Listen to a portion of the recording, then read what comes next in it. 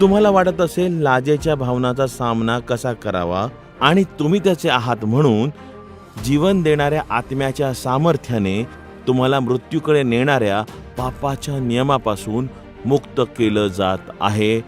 Rome 8:2 असं म्हणतंय. तुम्हाला अपराधीपणा किंवा लाज यातला फरक माहिती आहे का? अपराध ही जबाबदारी आणि पश्चातापाची भावना आहे, तर दुसऱ्या बाजूला लाज ही अपमानाची भावना असते.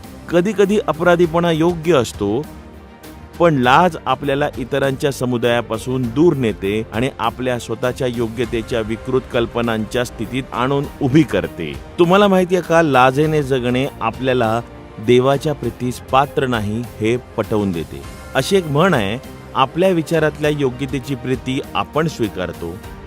आपण देवाच्या प्रीतीस पात्र नाही यावर विश्वास ठेवल्याने येशू आधीच आपल्या पापांसाठी मरण पावला या वस्तुस्थितीकडे दुर्लक्ष करतो.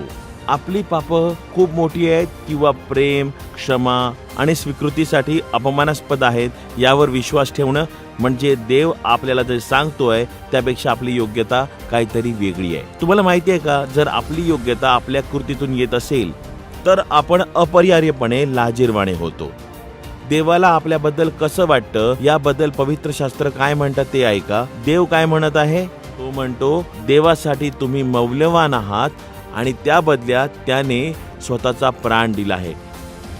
खरं तर तो आपल्यावर, आपल्या लोकांवर सर्वकालीन प्रीती करतो.